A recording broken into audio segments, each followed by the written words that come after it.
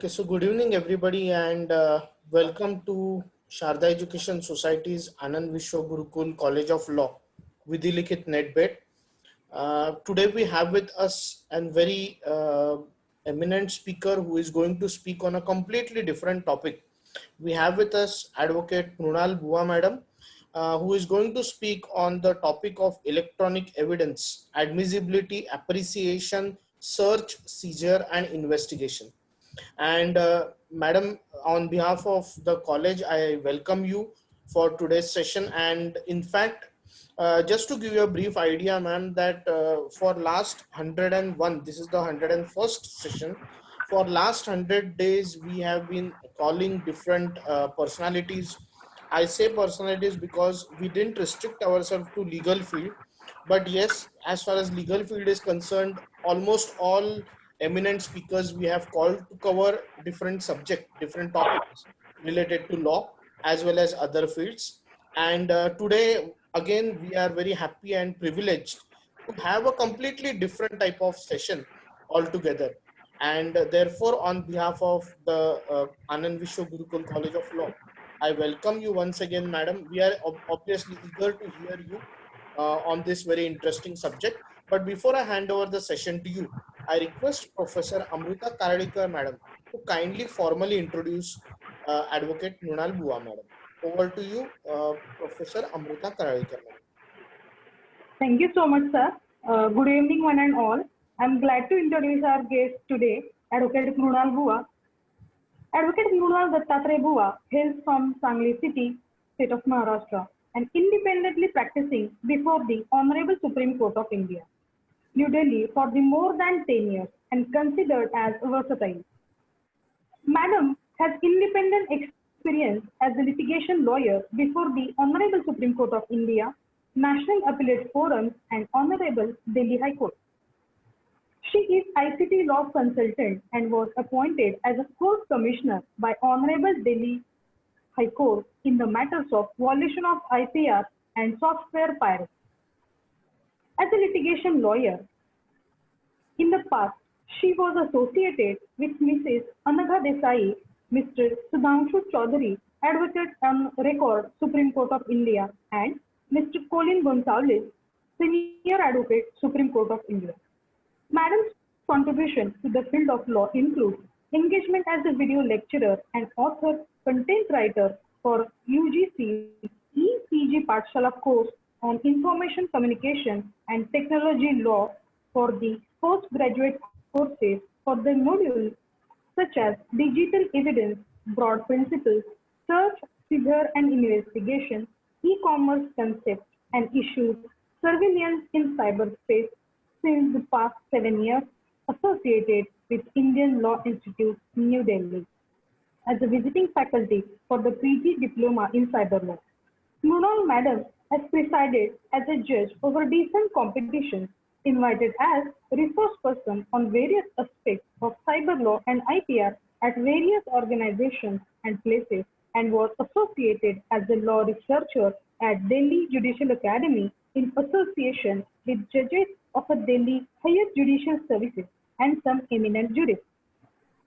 Many articles and research papers written by Madam have been published in the legal journals and websites of state, national, and international repute.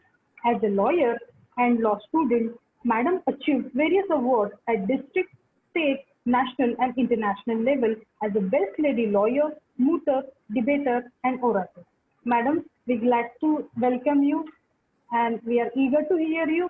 Thank you so much. Thank you so much, Amruta madam. And now I hand over the session to Advocate Mrunal Bua madam. Madam, I request you to kindly enlighten all of us for today's webinar. Thank you. Good evening, everyone. First of all, I congratulate Sharda Education Society's Anand Vishwa Gurukul College of Law, Thane, Principal Mr. Suresh Pradhan Sir, Professor Amruta Karlikar Madam, for completing century of a webinar series, Vidhilikit NetBet. I am extremely delighted to be a part of such a successful webinar series. Thanks for having me here electronically, where everybody is studying, meeting, and working electronically. I also thought it would be more appropriate to discuss electronic evidence considering nowadays scenario. So, I'm going to start today's discussion. Just give me a moment. I'm sharing my PPT with everybody.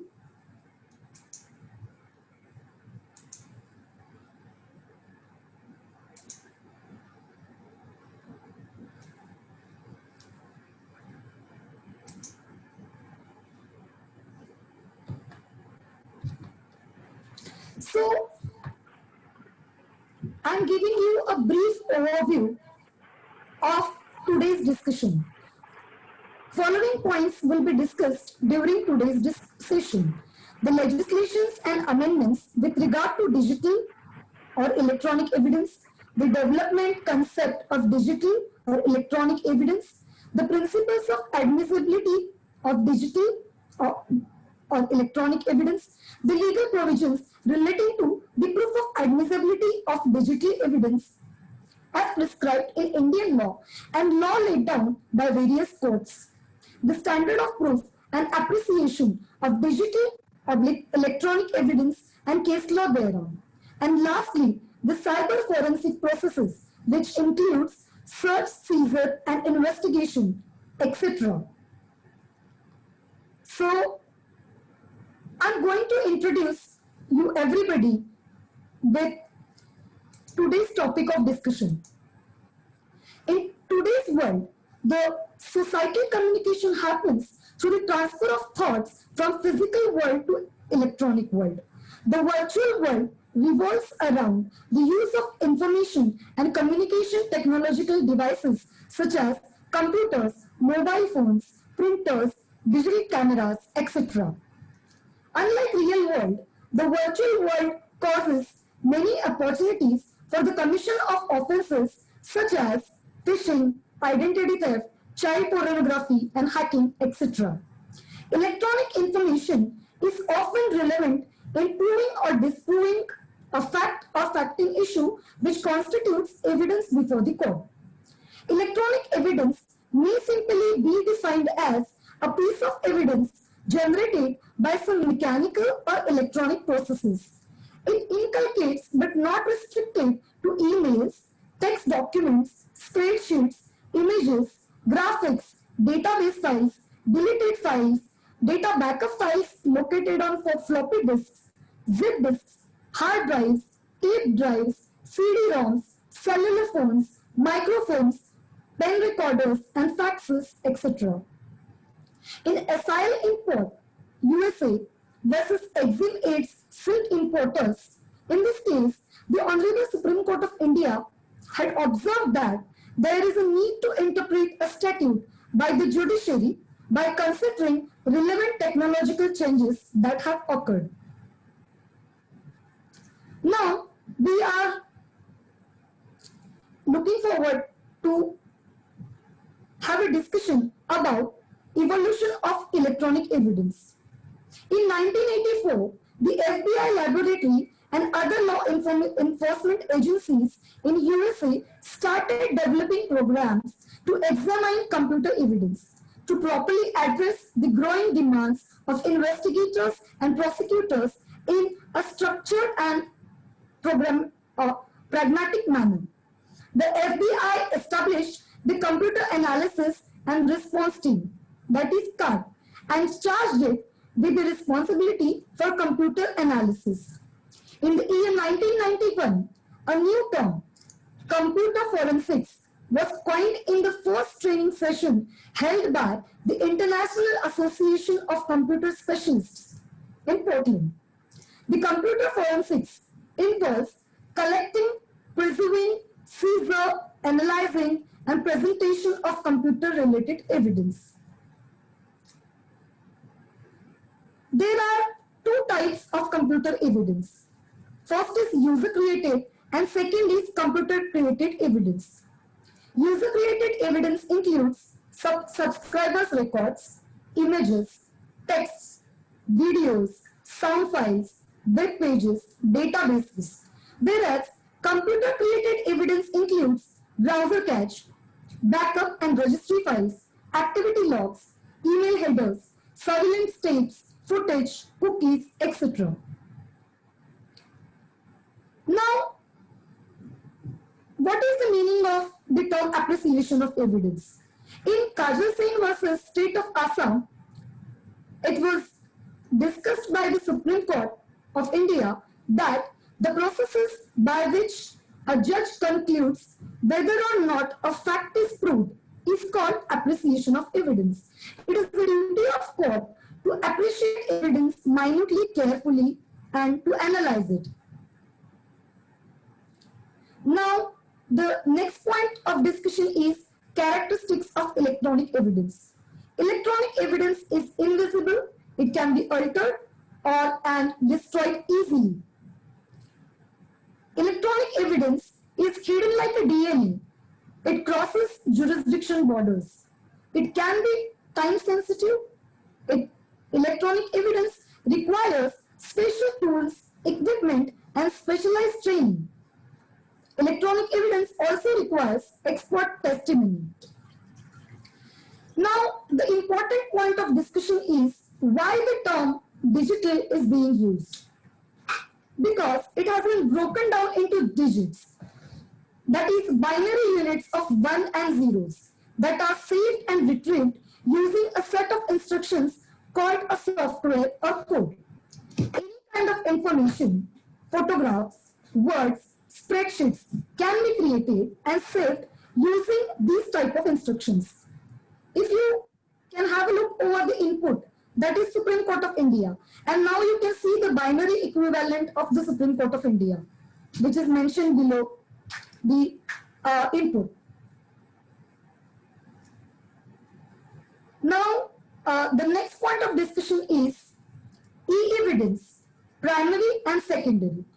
It is a well-recognized principle of law that where primary evidence is available, it is given priority over the secondary evidence.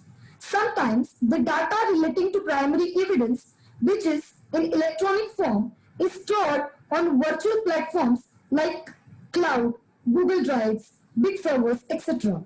and on hard drive CPU as well, which makes it practically impossible to present all these resources in court whenever dispute arises. Hence, now it has become a standard procedure to allow secondary evidence in cases where primary evidence, which is in electronic form, could not be produced. These computer outputs will only be admissible after satisfying conditions under Section 65B of Indian Evidence Act 1872.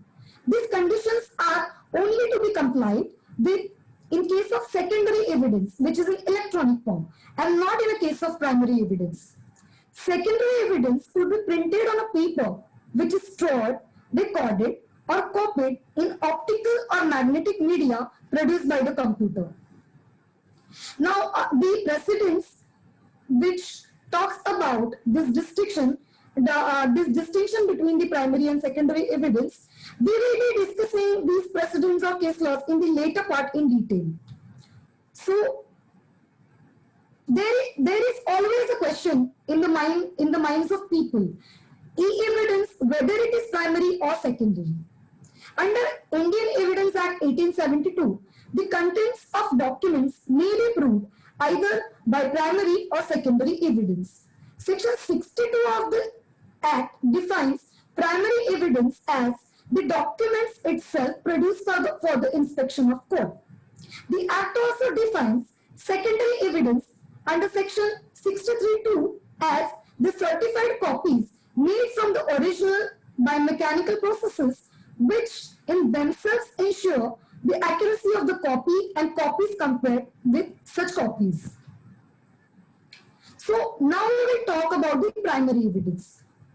In case of state of Gujarat versus Shailendra Kamal Kishore Pandey, it was observed that CD, DVD, chip, hard drives, memory card, pen drive, these kind of electronic records are admissible as a primary evidence. For example, if the memory card in question is a primary evidence, then it is admissible without a doubt. For a CD DVD, hard drive, memory chip, pen drive to be a primary evidence, it is very much necessary that the data or the picture or the video or anything which is to be presented to the court for evidence in general or recorded in that CD, DVD, hard drive, memory chip, pen drive, that should be at the source itself. In other words, original media should be stored or recorded directly in that memory card, CD, DVD, hard drive, pen drive that was self-generated and created without any human intervention. In the case of CCTV footage, DVR, the virtual platforms like cloud servers or the storage device present in a computer recording and storing, it will be considered as primary evidence.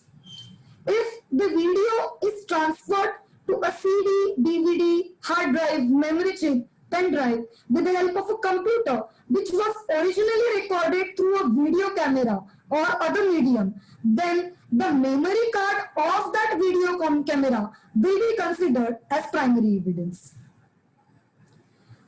Now, the meaning or the concept of secondary evidence. If the CD, DVD, hard drive, memory card in which data was transferred later on, the same will be admissible as of secondary evidence.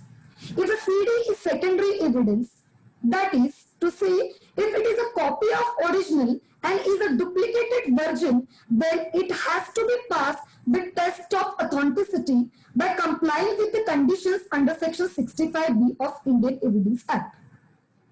These conditions help to ensure the computer output is authentic, reliable, accurate, and exclusion of the possibility of tampering of the evidence. A certificate under Section 65B(4) was held mandatory to be issued. Otherwise, the secondary evidence in electronic form will not be held admissible by the court. Hence, it is pretty much clear that in cases where the data is self-generated, created, directly recorded in CD, DVD, hard drive, memory chip, and pen drive without any human intervention, the same will be considered as a primary evidence. However, when any such data is transferred or copied to the other electronic device such as CD, DVD, hard drive, memory chip, pen drive with some sort of human intervention leading to even an iota of possibility of someone tampering with the data, in such scenario, such evidence copied or retransferred on different CD, DVD, chip, memory card, etc. will be admissible as of secondary evidence subject to the satisfaction of statutory requirements. You can have a look at some images which inculcate the all kinds of electronic or digital evidence. I am not discussing all the case laws in detail right now because in the subsequent part of our session, we are going to discuss all these precedents in detail. Now, the enactment of IT Act 2000 and the amendments with reference to digital evidence. The Indian Evidence Act did not have specific provisions recognizing admissibility and in appreciating electronic evidence, because it was not at par with the modern technological developments. Hence, to recognize transactions that are carried out through electronic data interchange and other means of electronic communication, the law was required to be amended. Accordingly, the amendment legislations are as follows. Firstly, the Indian Evidence Act 1872. Secondly, the Indian Penal Code 1860. And thirdly, the Bankers Book Evidence Act 1891. The IT Act is based on the ancestral model law on electronic commerce 1996. In the year 2000, Parliament enacted the IT Act 2000 to allow the admissibility of digital evidence, which further amended the Indian Evidence Act 1872, the Indian Penal Code 1860, and Bankers Book Evidence Act 1891. In order to make the electronic evidence admissible, the definition of evidence under Section 3 of Indian Evidence Act has been amended to include electronic records. The term electronic records, as provided under Section 2, subsection 1, clause T of IT Act, provides for data record or data generated, image or sound stored, received or sent in electronic form or microfilm or computer generated microfiche. The term electronic form, as discussed under Section 2, subsection 1, clause R of IT Act 2000, means any information generated, sent, received or stored in media, magnetic, optical, computer memory, microfilm, computer generated microfiche or similar device. The term information is provided under Section 2, subsection 1, clause V of IT Act 2000, which includes data, text images, sound, voice, codes, computer programs, software, and databases or microfilm or computer generated microfiche. Now I am going to discuss the mode of proof and admissibility of electronic evidence under Indian Evidence Act. I am going to discuss some provisions which are extremely relevant. Under Section 17 of Indian Evidence Act, the term admission is defined. It includes a statement in oral, documentary or electronic form which suggests an inference to any fact at issue or of relevance. Section 22A provides that oral admissions regarding the contents of electronic records are not relevant unless the genuineness of electronic record produced is in question. Section 39 of the Indian Evidence Act provides for the statement as a part of electronic record. When any statement is a part of electronic record, the evidence of electronic record must be given as the court considers it necessary in that particular case to understand fully the nature and effect of the statement and circumstances under which it was made. I can give you an example in case of electronic evidence. Call details record, that is CDR, is considered as electronic evidence as defined under Section 39 of Indian Evidence Act. Now about the admissibility of electronic evidence. Section 5 of Indian Evidence Act provides that evidence may be given of the facts in issue and relevant facts. Section 136 of Indian Evidence Act empowers a judge on the admissibility of the evidence. Section 65A, special provisions as to evidence relating to electronic record. It provides that the contents of electronic records may be proved in accordance with provisions of Section 65B. Section 65B of Indian Evidence Act, which is extremely important section for the today's purpose of discussion, it provides regarding a provision regarding the admissibility of electronic records. It starts with a non-obstant clause stating that notwithstanding anything contained in this act, any information contained in an electronic record which is printed on a paper, stored, recorded or occupied in optical and magnetic media produced by a computer shall be deemed to be also a document if the conditions mentioned in this section are satisfied in relation to the information and computer in question shall be admissible in any proceeding without further proof or production of original as evidence of any contents of original or of any fact stated therein of which direct evidence would be admissible. When we discuss Section 65B of Indian Evidence Act, there are two extremely important things. That is Section 65B subsection 2, and another point which is of utmost importance is Section 65B subsection 4. Firstly, I am going to have look over the subsection 2. The conditions referred in subsection 1 in respect of computer output shall be the following. The computer output containing the information was produced by the computer during the period over which the computer was used regularly to store or process information for the purpose of any activities regularly carried on over that period by the person having lawful control over the use of computer. See, there are 2-3 important things. For example, firstly, the computer has to be used regularly to store or process the information, and that too by the person who is having lawful control over the use of the computer.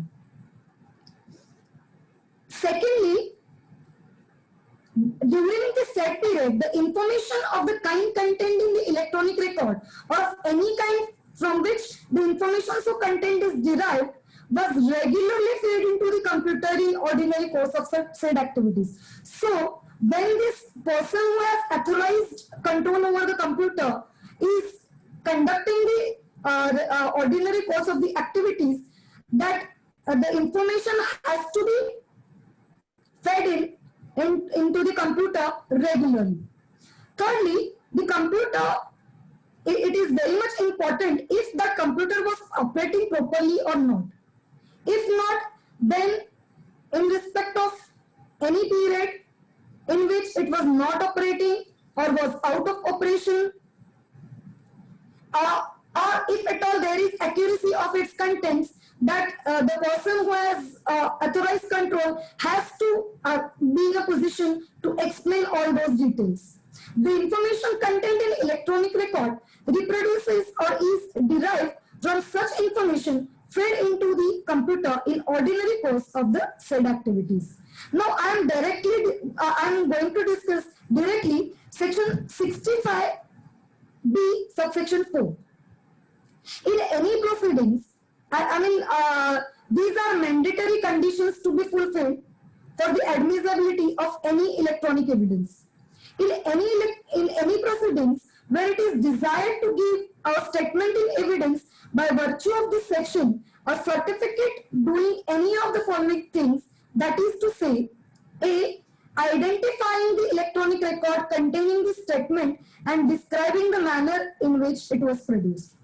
So, that certificate has to provide the statement specifying the identification and the description in the manner the electronic record was produced. Secondly, particulars of a device will have to be specified in that particular certificate regarding the device which is involved in the production of that electronic record, as may be appropriate for the purpose of showing that electronic record was produced by the computer. Thirdly, the certificate will have to be signed by a person who is holding the responsible official position, or we can say the person in charge, the computer in charge, or the owner of that specific computer. That person who is regularly carrying out the operation of on the relevant device or the management of the relevant activities, and that person has to give an affirmation that all these things which he has been stated to bear in the certificate are to the best of his knowledge, belief, according to the person who was stating it. So, after discussing the mandatory requirements as discussed under section 65B, subsection 4, I'm going to discuss the provisions relating to the presumptions regarding the electronic evidence. A fact which is relevant and admissible need not be construed as a proven fact. The judge must appreciate the fact in order to conclude that it is a proven fact. The exception to this general rule is the existence of certain facts specified in the Evidence Act that can be presumed by the court. Section 81A of the Indian Evidence Act talks about the presumptions relating to the gadgets in electronic form. It provides that the court shall presume the genuineness of electronic records purporting to be from the official gazette or any legally governed electronic record, provided that electronic record is kept substantially in the form required by law and is produced from the proper custody. So it is nothing but, the word shall is used. So it's when the word shall is used, it's a conclusive proof, provided that it will have to be maintained in the proper custody, proper substantially in the form required by law and produced from the proper custody. Thereafter, Section 85A of Indian Evidence Act, which provides the presumption regarding the electronic arrangements. So it states that the court shall presume that a contract has been concluded where the parties' electronic signatures are affixed to an electronic record that purports to be an agreement. Likewise, Section 85B of Indian Evidence Act provides the presumption regarding the secure electronic records and electronic signatures. So, in any proceedings, the court shall presume, unless contrary is proved, that the secure electronic record has not been altered since the specific point of time to which a secure status relates. In any proceedings involving secure electronic signature, the court shall presume, unless the contrary is proved, that the secure digital signature is affixed by the subscriber with the intention of signing or approving the electronic record. And secondly, except in the case of secure electronic record or secure electronic signature, nothing in this section shall create any presumption relating to authenticity and integrity of electronic record or any digital signature. Section 85C of the Indian Evidence Act provides the presumption in respect of digital signature certificates. The court shall presume, unless the contrary is proved, that the information is listed in the certificate is correct. The Section 15 of the IT Act 2000 provides that it shall be deemed to be a secure electronic signature if the signature creation data at the time of affixing signature was under exclusive control of a signatory and no other person. That means the signatory is holding the private key. Section 88A of Indian Evidence Act provides the provision about the electronic messages. Thereafter, Section 90A of the Indian Evidence Act provides the provision about the 5-year-old electronic records. It says that when an electronic record is produced from the custody, which the court considers to be proper and purports to be or is proved to be 5-year-old, it may be presumed that the digital signature is affixed to the document was affixed by the signatory or person authorized on behalf of the signatory. So after discussing the amendments carried out in Indian Evidence Act after passing off the IT Act 2000, I am going to discuss the changes to the Bankers Book Evidence Act 1891.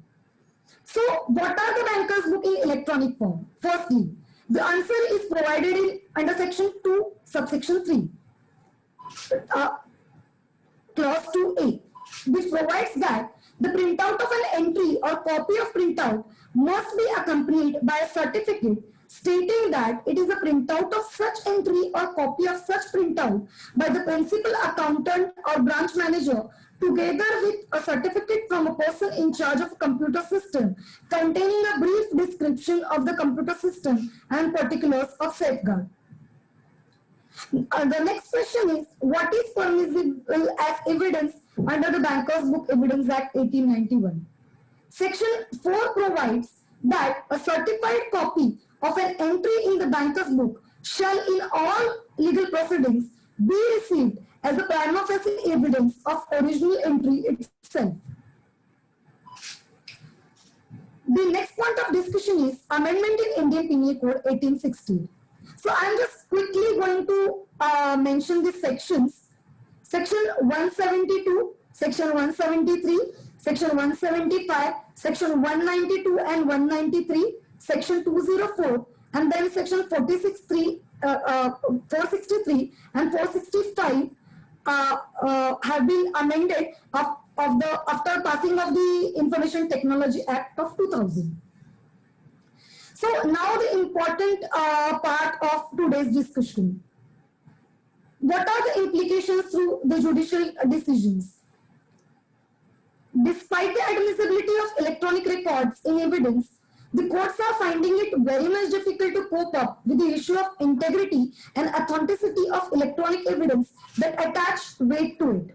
So I am going to divide these implications in two parts.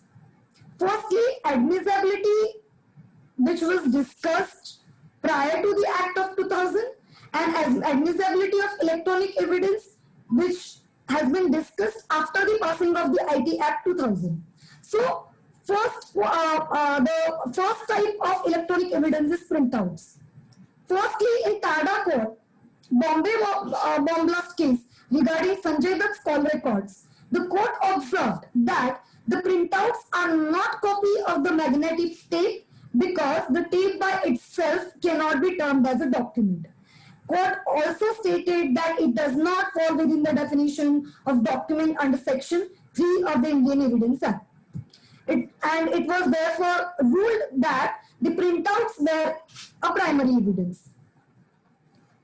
Now, regarding the audio recordings, prior to the IT Act 2000, it was considered that original audio and tape recordings were very much accepted as a valid source of evidence based on the standard of proof. Standard of proof is extremely important, as audio tapes could be altered, erased, and recorded. Hence, while accepting them as evidence, there are various factors to be considered. As stated in Ramsing and others case, these factors involve the establishing the voice of the speaker, its accuracy, relevancy, exclusion of the possibility of tampering or manipulation, appropriate custody, and clarity of the audio in question. If a tape recording is good enough to pass all these tests, then there remains no gray area pertaining to its admissibility. Some of the cases, I have mentioned some of the cases wherein the audio tape recording was considered as an admissible evidence, and the cases are mentioned as under. Rupchand's case, as decided by Punjab and Haryana High Court, Dr. Pratap Singh versus State of Punjab, the Yusuf Ali Ismail Nagri versus State of Maharashtra, and R.M. Malkani versus State of Maharashtra. Decided, the last two cases are decided by Supreme Court of India. Now, I'm going to discuss about the tape recording as an admissible evidence prior to the IT Act 2000. Tape recordings were considered as res gestae, meaning thereby they were considered relevant to the case and also as admissible evidence. Admissibility of tape recording is settled long before in multiple case laws, and these are taken as documents under Section 3 of the Indian Evidence Act 1872, which stands on the same footing as photographs, and they are admissible in evidence on satisfying certain conditions with respect to identification, accuracy, and relevancy of the voice recording. And the same has been held in the case of Ziauddin Bukhari's case by the Honorable Supreme Court. So, prior to the amendment of Indian Evidence Act, the court used to fall back on the basic provisions to decide the admissibility and value of such record. So now I am going to discuss the admissibility of electronic evidence after passing of the IT Act of 2000. So the first type of electronic evidence is satellite sketches. In case titled as Messrs. V.S. Land and Sons versus State of Maharashtra 2009, it was stated that even the satellite sketches produced in support of allegations were held admissible for evidence. Thereafter, By discussing the ATM machine's admissibility, the Honorable Apex Court in P. Padmanabh versus Meso Syndicate Bank Limited 2008 disbelieved the extract of transaction in the ATM machine for want of compliance with the provisions of Section 65B(4) of the Indian Evidence Act and held thereby that clear admission of manufacturing of either ATM machine or computer was present and therefore provisions of 65B(4) cannot be pressed into the service by the plaintiff. Thereafter, the point of video recording. So, with regard to the admissibility of video recording, the same evidentiary value as that of an audio recording.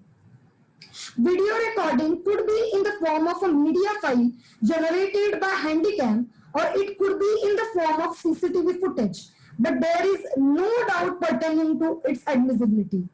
It was held in Siddharth Vashisht versus State of NCT of Delhi 2007. When video recording is to be submitted in the court of law, it can be submitted as a primary evidence. If the memory card, CD, DVD, hard drive, along with the video camera through which the file was generated are tendered in the evidence, then it will be considered as a primary evidence. I have already discussed all these aspects initially when I made a distinction between the primary evidence and secondary evidence in case of electronic evidence. In cases where primary evidence is not available or not practically possible to be submitted in a court, a copy of such video recording created through a computer program is admissible as secondary evidence subject to conditions mentioned under Section 65B(4) of Indian Evidence Act. So now about the search seizure. In the matter of Punjab and Amritsar beverages 2006, it was held that the proper course of action for officers in such cases was to make copies of the hard disk or obtain a hard copy, affix their signatures or official seal on the hard copy and furnish a copy to the dealer or person concerned. So, in this case, basically the procedure of search and seizure was discussed. We are going to discuss the procedure to be followed in case of search and seizure of electronic evidence in the subsequent part as well. Now, evidence recorded on CD. Admissibility of this kind of evidence. In Jagjit Singh versus State of Haryana, it was held that the electronic evidence placed on record was held lines placed by the speaker on the recorded interview when reaching the conclusion that voices recorded on CD were those of persons taking action. In State of Gujarat versus Shailendra Pandey 2008, Supreme Court held that the CD itself is a primary and direct evidence and admissible. But for consideration of CD as of evidence, it has to be proved that the same has been prepared and preserved safely by independent authority like police. Now, the admissibility of mobile phones as of electronic evidence. Mobile phones can be very useful resource when it comes to electronic evidentiary value. It was discussed in Om Prakash versus State of MP. Thereafter, in case of State of NCT of Delhi versus Firoj Khan 2016, it was held that the mobile phones can be used for tracing location, call records, submitting media like pictures and videos. If media files which are generated through mobile phones are to be submitted in the court as of evidence, then in those cases, the mobile phones along with the memory card, if any, which was used to store those files, is to be submitted in the court.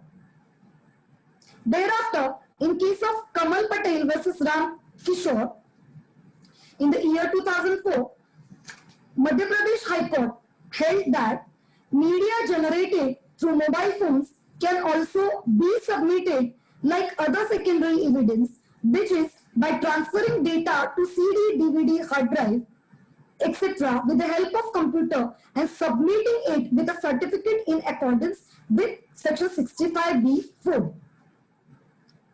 Now I am going to discuss the admissibility of intercepted telephone calls.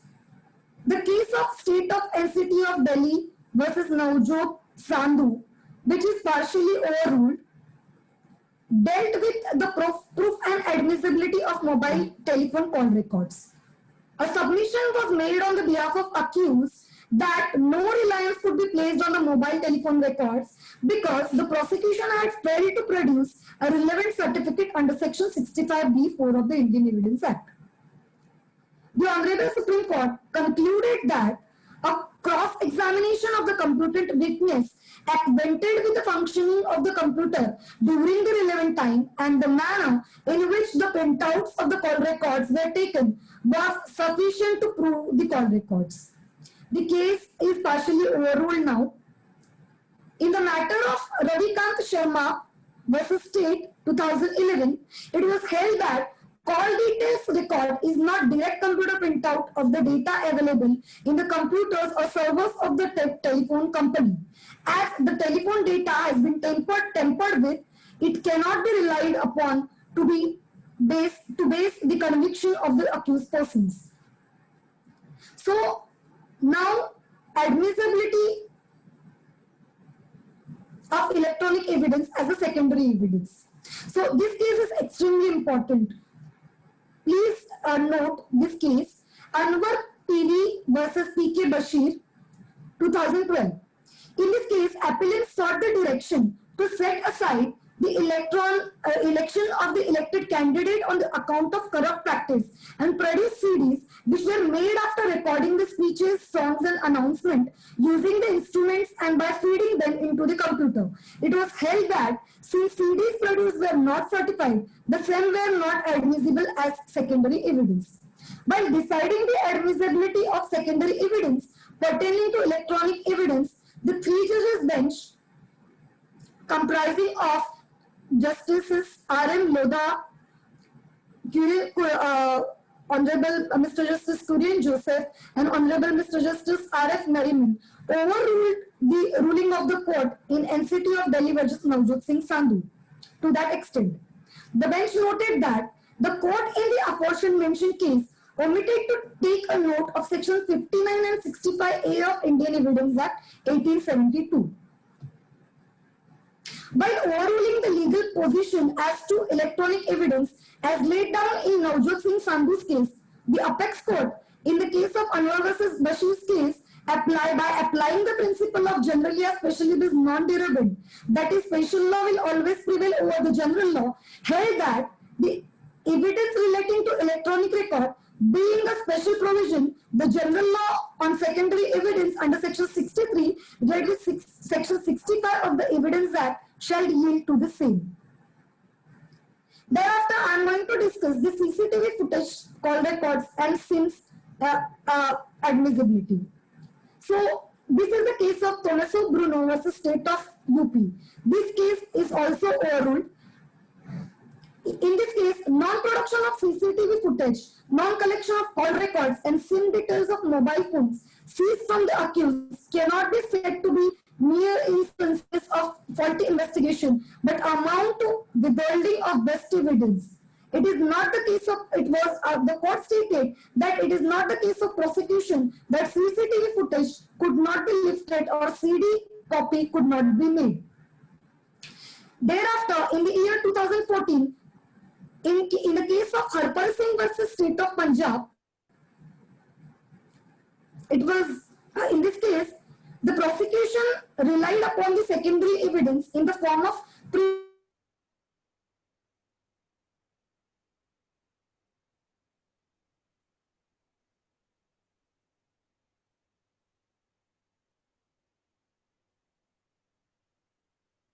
was held that it is inadmissible as an evidence.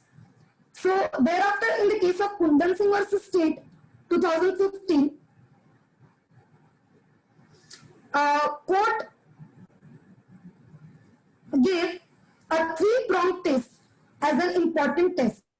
First, first point is document in question is an electronic that has to be an electronic record. That the same has to be produced by a computer, and thirdly, the same has to be accompanied by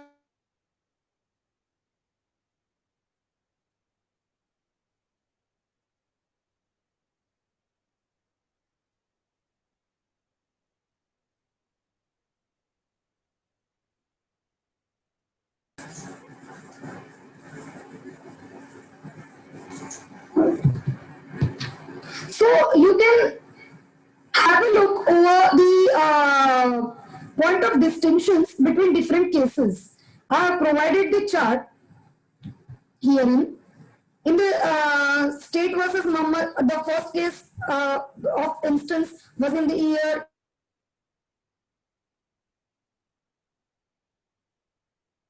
2003. Case was of state versus Muhammad Afzal. Second case was of state versus Navjot Singh Sandhu. Third case was Anwar versus Bashir's case. In the year 2003, in state versus Muhammad Afzal, first time test for admissibility under section 65B was considered. Defense plea was that the call records were inadmissible as a precondition of section 65B4 not satisfied. Prosecution submissions was the conditions of section 65B2 were met by oral testimony. High Court upheld the prosecution's case. We have already discussed the case of State versus Navjot Singh Sandhu, wherein it was held that the secondary evidence can be led by the help of oral testimony.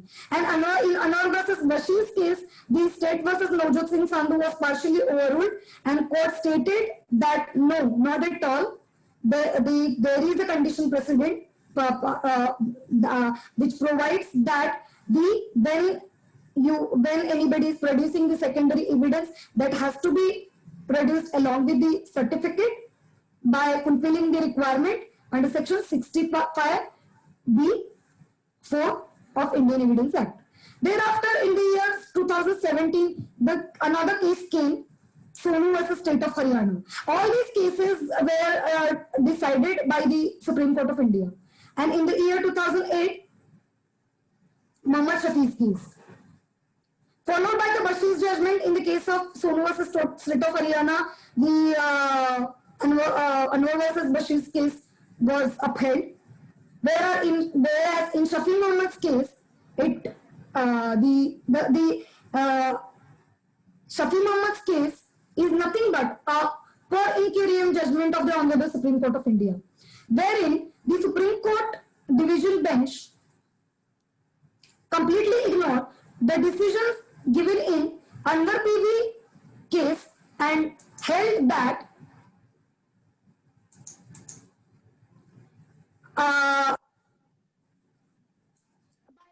upon the cases, the decisions in Navjot Singh Sandhu's case and Tomaso Burno's case, the court delivered a per incuriam decision stating that the certificate is not required while producing the secondary evidence, and hence the secondary evidence is and still the secondary evidence is admissible. So thereafter, the important point came when the reference was made owing to the uncertainty and chaos caused due to these series of judgments after the Anwar versus Bashir's case, that is the Shafi Muhammad's case, and the reference was made to the Supreme Court stating that there is no need to revisit the Anwar versus Bashir's case, since it is the good decision and valid decision passed by the Honorable Supreme Court. So thereafter, So the reference was made in case of Arjun Pandit Rao Kotkar versus Kailash Gorantial. So in this case, Tamso Bruno, Shafi Muhammad's case and the case of Navjot Singh Sandhu are clearly not good laws, and hence the Anwar versus Bashir's case will have to be relied upon while deciding any kind of admissibility. So I'm going to discuss the Arjun Kotkar's case. In this case, the larger bench of the Supreme Court, that is 3 judges bench, upheld and the Anwar versus Bashir's case by clarifying para 24 and overruled the Shafi Muhammad's and Thomas Bruno's case, both the cases. So please take a note of relevant paragraphs because it is not possible to discuss each and every point over here. I am just going to give you a key points and the relevant paragraph numbers. Para 45, 50, thereafter 59, 60, para 61, 62, 72 are relevant. Now the key points given in the Arjun Kotkar's decisions are as under. The Supreme Court overruled the Thomas Bruno and Shafi Muhammad's case and clarified the position, stating that a certificate under section 65B4 is mandatory and condition precedent to the admissibility of evidence by way of electronic record. The law laid down in Anwar's case need not to be revisited. However, the last sentence in paragraph 24 of the said judgment, which reads as, if an electronic record as such is used as a primary evidence under section 62 of the Indian Evidence Act, the same is admissible in evidence without compliance with the conditions in section 65B of Evidence Act, is to be read without the words under section 62 of the Indian Evidence Act. Meaning thereby, when there is a primary evidence that itself before the court, there is no requirement of fulfilling the conditions under section 65B4 of the Indian Evidence Act.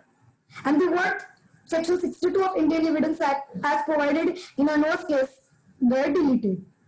So thereafter, however, when the primary evidence is huge or it is impossible for anybody to produce such kind of evidence before the court, then the same can be done by the owner of laptop computer by stepping into the witness box and proving that the concerned device on which the original information is first stored is owned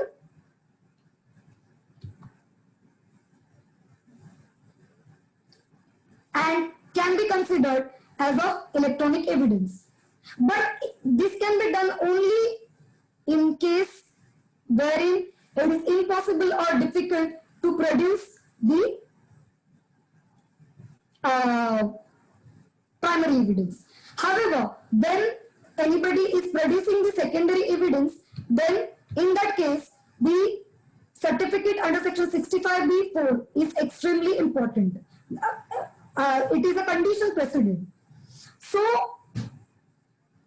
when a certificate is produced is defective, or if the person is continuously approaching the other person under whose custody the relevant computer device is there, and if that person is not producing the handovering the certificate, then the concerned party can approach the court, requesting the court to summon the opposite party to produce such relevant certificate under section 65B4. So, in case of criminal trials, this same certificate can be produced at the end of trial, and in case of civil cases, that has been left to the discretion of the court. Thereafter, another important point is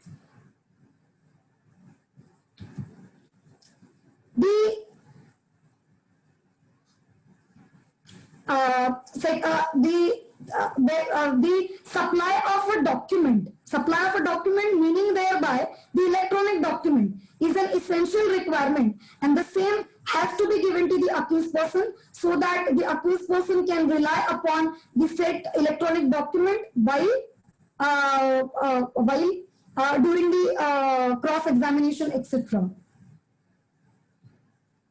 So in addition to all these aforesaid points, Supreme Court issued general directions to cellular companies and internet service providers to maintain call detail records and other relevant records for the concerned period in a segregated and in a secure manner.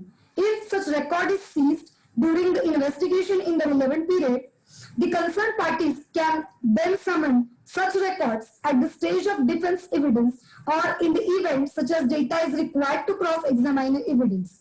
The Supreme Court clarified that these conditions as contained in para 62 of the judgment must be followed by the courts that deal with the electronic evidence to ensure that the preservation of such evidence and the production of a certificate at the appropriate stage. The court found this necessary given that the telephone and internet service providers are generally required to preserve the maintained electronic call and internet records for a limited duration of 1 year, and the same has been provided in the guidelines by TRAI and the license USR.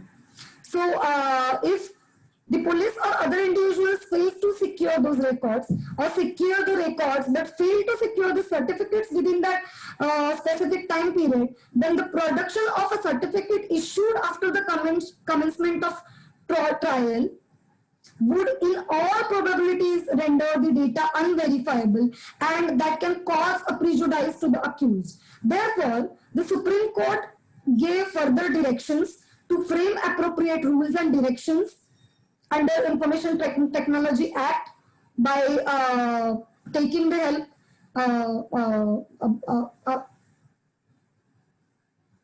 regarding the inclusion of retention of data involved in trial of offences, the segregation, rules of chain of custody, stamping, record of maintenance for the entire duration of trial and appeals, and also in relation to preservation of metadata to avoid the corruption as well.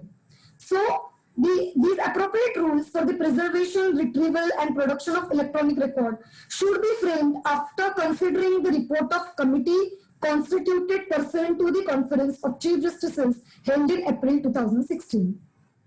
In this case, Kotkar's case, respondent tried a lot at every stage to procure a certificate from the other party. However, the other party willfully refused to give the certificate. So ultimately, the equitable consideration was afforded by the Supreme Court, and the submission of this certificate was waived. So I am just showing you the standard format of certificate for compliance under section 65B of Indian Evidence Act. You can see there is an affidavit. In this affidavit, all the conditions, all the particulars of the device, then the conditions mentioned in the 65(4)B regarding the fine working of the concerned instrument or equipment, the feeding of the data, etc. Everything is mentioned in the affidavit. So thereafter, I am talking about the appreciation of e-evidence. Appreciation of e-evidence by various courts. So, examination of a witness by examination of a, just give me a second, there is some technical problem.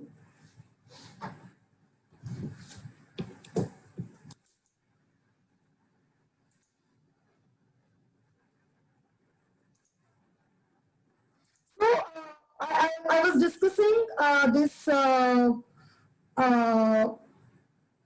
appreciation of evidence in cases of video conferencing. So in Praful Singh's case as well as the Bakchi's case, it was held that the video conferencing is the proper mode through which the evidence can be recorded. So thereafter, in another case of Karnataka High Court,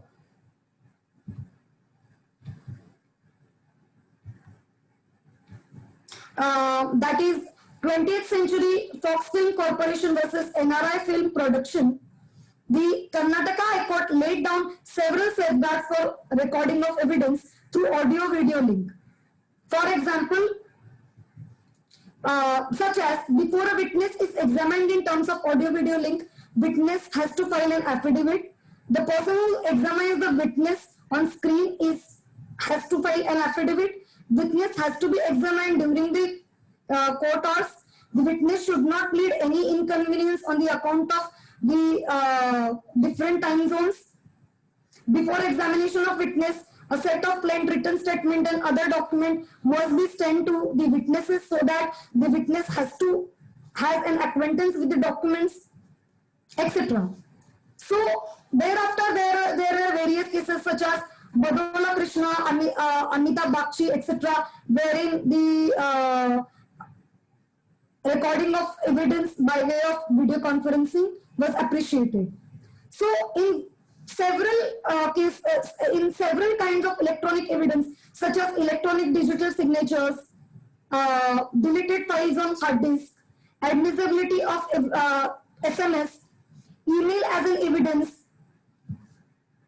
supply of documents in the digital form, the IP address. So in these cases, for example, the cases of Nidhi Kakkar, wherein the email was held admissible as an evidence. Thereafter, supply of documents in the digital form. It was held by the Honorable Delhi High Court that the accused has right to be provided with the copies of supply of documents relied upon by the prosecution, which are in digital form in pen drives and hard disks to the accused. So, in case of IP address, in case of Sanjay Kumar India, court said that the section 79 will not grant immunity to an accused who has violated the provisions of Act by committing the act of obscenity, by allowing the material to be there on his website. In the Avnish versus Bajaj case, and in Sanjay Kumar India's case, the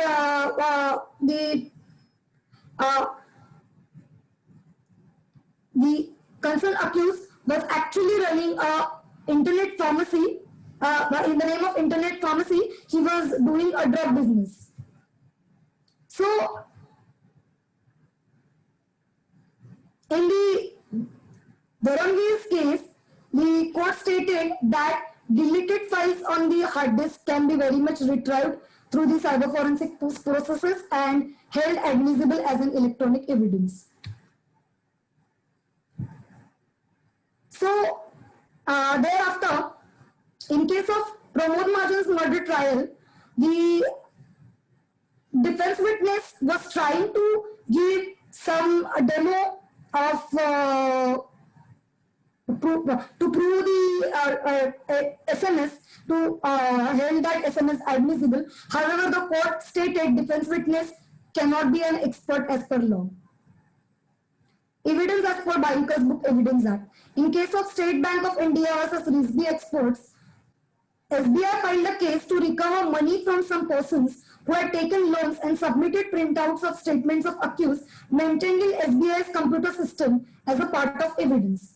The relevant certificate as mandated by Bankers Book of Evidence Act had not been attached to these printouts, and therefore these documents were held inadmissible.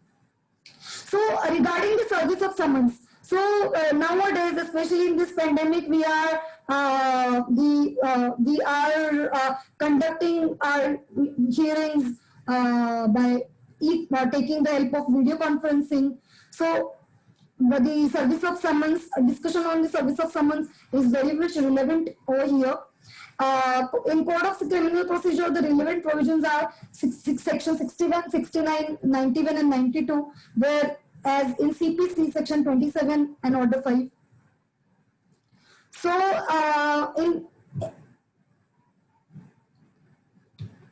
there are several cases wherein the service through email and WhatsApp has been considered as a proper service. So I'm just giving you some names of some cases. Krishna Texport Industries Limited case, thereof Central Electricity Regulatory Commission versus National Hydrochloric Power Corporation Limited, thereafter Indian Bank Association versus Union of India's case. So in Tata Sons Limited versus John Doe's, Delhi High Court also served summons via WhatsApp. However, a district court, Patiala House Court, Delhi,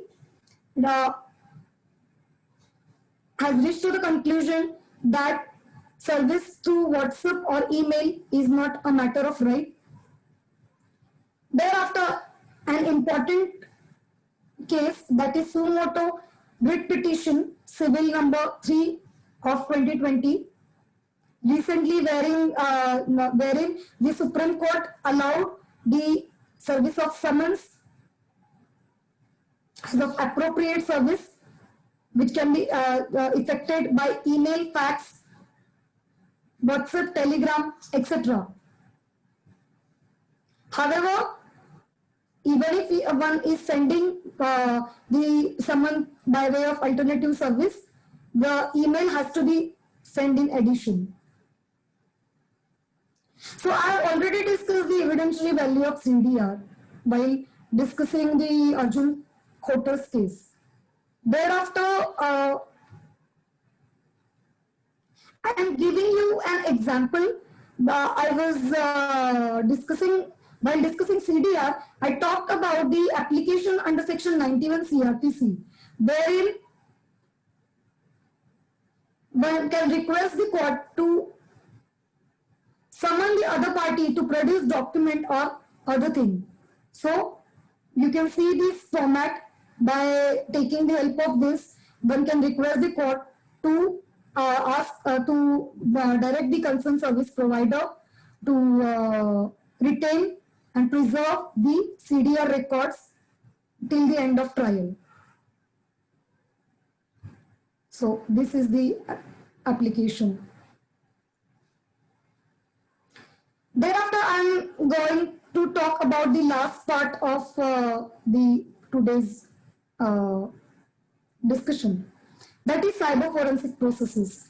So I have already told you the meaning of cyber forensics, that is search, seizure, identifying, preserving, analyzing and presenting electronic evidence in the manner that is legally acceptable in any judicial and administrative hearing. Cyber forensic is divergent from traditional branches of forensic science. So what are the do's and don'ts to be followed during cyber forensic processes? Firstly, never work on the digital evidence. And secondly, methodology for analysis is case dependent. There are cyber forensics labs in our country. Those the 3 labs are at Hyderabad, one at Trivandrum, one at Delhi, one at Himachal Pradesh, then at Ahmedabad, then Mumbai. There are 6 stages of cyber forensic processes. First is identification, second is acquisition, third is authentication of evidence, fourth is analyzing the evidence, fifth is documenting the evidence, sixth is chaining the custody of evidence, seventh is transporting and sorting of digital evidence, and last is testimony, that is expert opinion, recording the expert's opinion. So I have already discussed the other aspect initially, the computer stored and computer generated evidence, and the evidence which is computer stored as well as computer generated. Initially we have discussed the evidence which is stored with human intervention and without human intervention. Thereafter, the important part of the cyber forensic processes is hash value. Hash value can be thought of as a fingerprint of any file. It is a way to represent a piece of electronic data with unique numerical values by applying a mathematical algorithm to the data. Two files with exactly same bit patterns should hash to the same values using the same hashing algorithm. Two algorithms, the hash value is nothing but a fingerprint. Like we have our thumb impression, it is a fingerprint of file. Please do remember. So there are two hashware algorithms presently working, that is MD5 and SHA1. So there are uses of hashing for the verification and to identify and eliminate from analyzing all the files that contain to potential evidence. So I'm giving you an example, the image which shows the way or manner in which the hash value is calculated. You look at this input dog. The MD5 or SHA1 is applied and then the result is hash function. Then to the word dog, the other words have been added. The brown dog runs down the hill. Then SHA1 or MD5 applied, the hash value changes. The brown dog leaps down the hill. The terminology or wordings have somewhat changed. After applying the algorithm, the hash value is changed. So even if you add single comma to the sentence in between the word, hash value changes. Now you can see the other image which shows the original hard drive and the clone hard drive. The hash values of both these hard drives are one and the same. So when there is no notification for CyberLab, then what can be done? So in absence of notification under section 79 of the IT Act 2000, the provision under section 293 CRPC is admissible. Section 79A of the Information Technology Act provides a power to central government to notify examiner of electronic evidence for the purpose of providing an expert opinion for evidence before any court or any other authority by notification in official gazette, any department, body or agency of central government or state government as an examiner of electronic evidence. However, when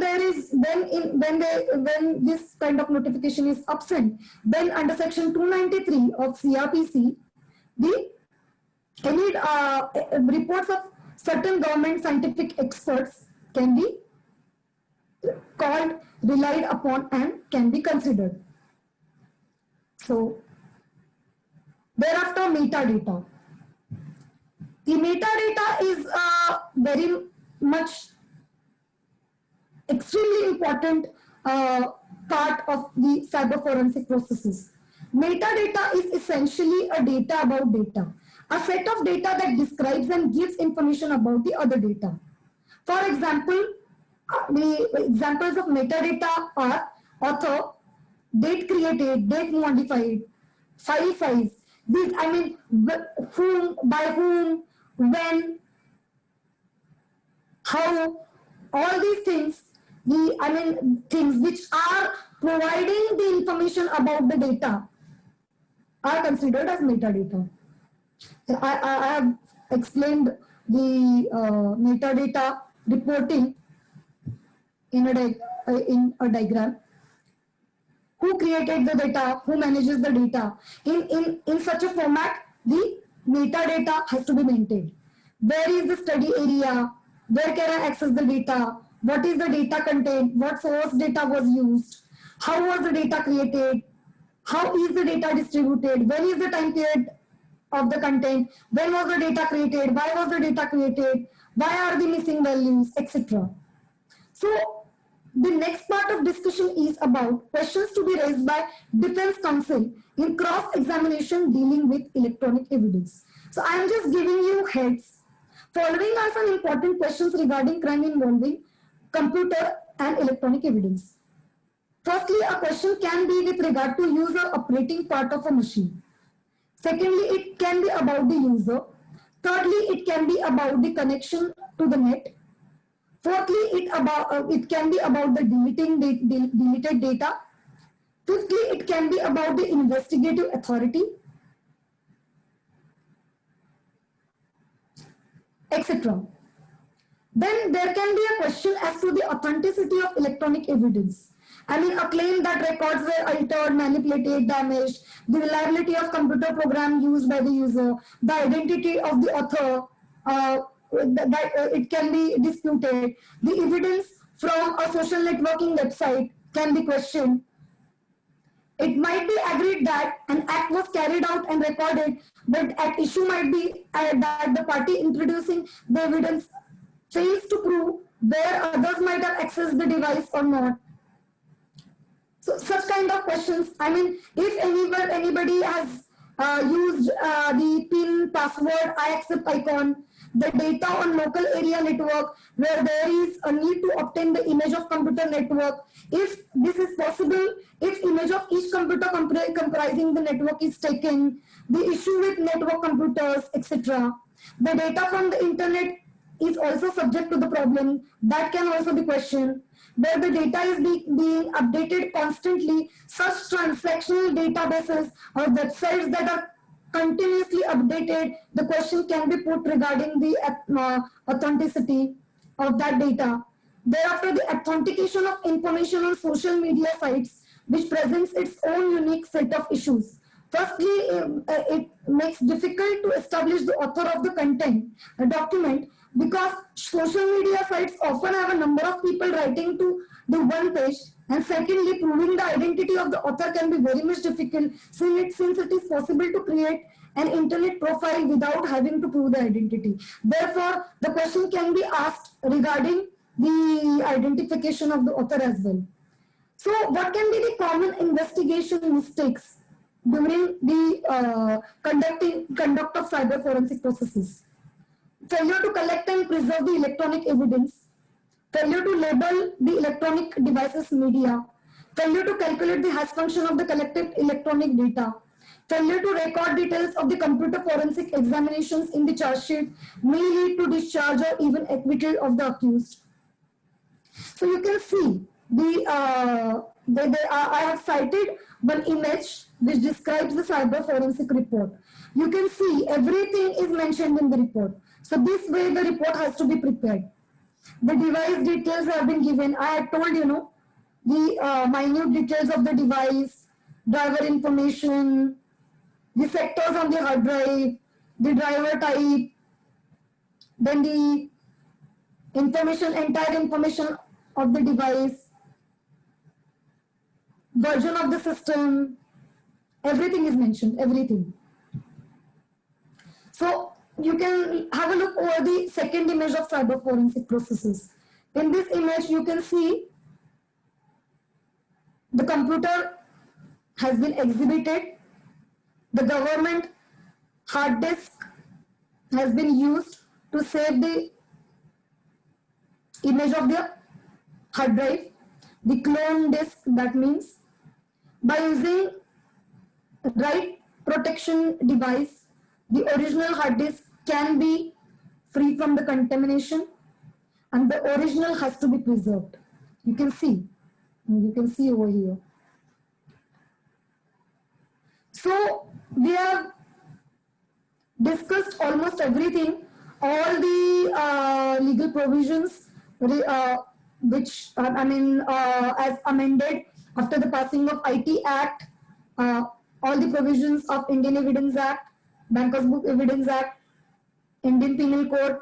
Thereafter, we discussed about the admissibility of electronic evidence, wherein we discussed the condition precedent for the admissibility. Thereafter, we step by step we discussed this. Right from the Mohammad Afzal's case, Navjot Singh Sandhu's case, Torso Bunno's case, Shafi Mohammad's case, Anwar Bashir's case, to the recent July 2020's decision of larger bench decision regarding the admissibility of electronic evidence. We have discussed everything. Thereafter, the cyber forensic processes, we discussed about the appreciation of evidence and how the court precisely appreciated the email, the IP address, the copy of the hard disk, the deleted sectors on the hard drive, the SMS, the CD, the tape recorder, the video recorder, the CDR. We have discussed admissibility and appreciation of every single kind of electronic evidence. We also looked upon the distinction between the primary evidence and secondary evidence in case of electronic evidence. So also the computer stored evidence and human are automatically stored on the computer and stored and generated. I mean, generated by the computer and stored with the help of human intervention. Thereafter, we saw the various steps involved in the cyber forensic processes as well. So also, we saw the various questions which can be raised by the defense counsel. I mean, we have discussed almost everything. So to conclude today's topic, I would say, once the digital or electronic evidence is admitted, the presiding officer has to decide what evidential weight to attach thereto. The following cautionary observations of Law Commissions of England are very much relevant here. I have quoted specifically these observations. If computer output cannot relatively readily be used as evidence in criminal case, much crime would in practice be immune from prosecution. On the other hand, computers are not infallible. They do occasionally malfunction as well. And so, though the Indian Evidence Act cannot be withered away in the era of new technological developments, as suitable amendments have been incorporated, the need of an hour is to fill these gaps where no law exists and to reduce it into the writing where judicial pronouncements have held up the system so far. Therefore, one has to be very much cautious while appreciating the digital or electronic records. And please take a note of the affidavit, which was the format of affidavit under section 65B 4 of Indian Evidence Act shown by me. So also the application under section 91 of CRPC regarding the preservation of CDRs as given in the directed in case of the larger decisions, larger bench decision of the Supreme Court in Arjun Khutkar's case. So last but not the least, I would say thank you very much.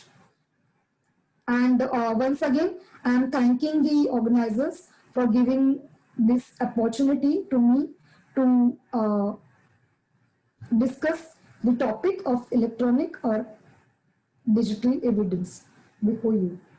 Thank you. Thank you, madam, for this wonderfully inciting session and the simplicity with which you explained the things and the provision. It is really, going to be helpful for all, not only our students, but all the audiences present here.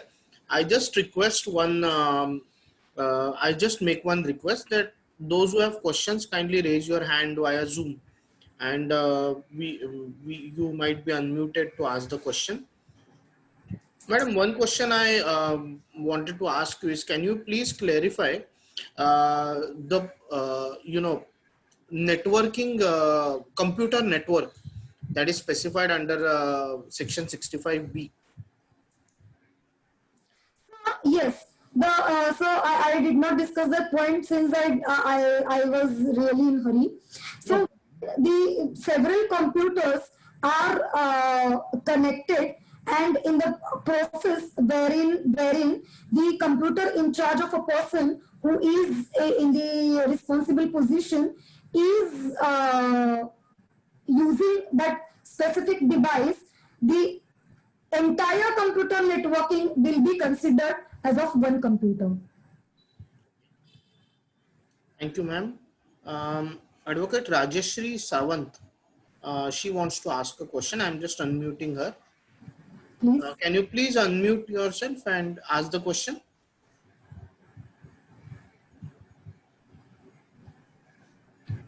Uh, good evening.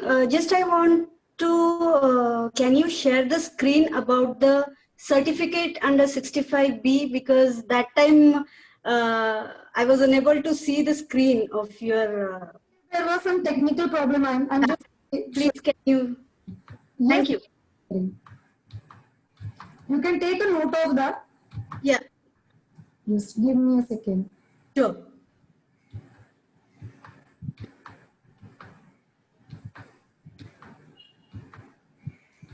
And one should always be careful about the contents which are mentioned in the affidavit. You should not be skipping any important content in the affidavit or the certificate, I would say rather, because if the affidavit is defective, then that can cause prejudice, and one has to again, produce the same certificate. So I'm just zooming in. Can you see that Yes, ma'am, we can. properly? Okay.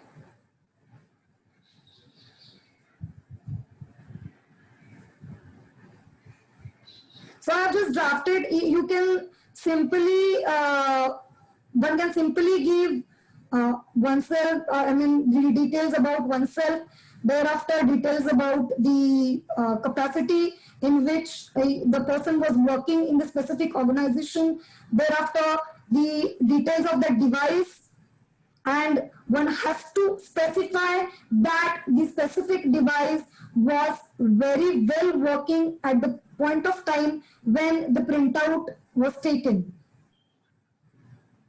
Secondary evidence is nothing but the printouts of the primary electronic evidence supported by certificate under section 65B4.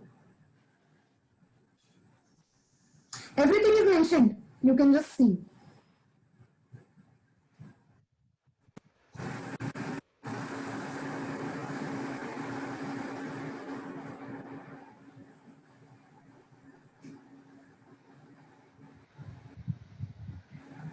And the other application which I showed about this application under section 91 for the preservation of CDR, that is also extremely important, since the court has passed a specific direction in Arjun Kotkar's case regarding the framing of guidelines for the preservation, retrieval, the maintaining chain of custody of electronic evidence. So that application is also important.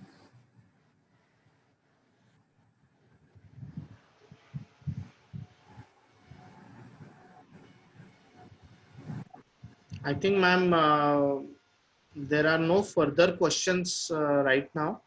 So can we go to the concluding part if you permit? Yes, please, sir, please.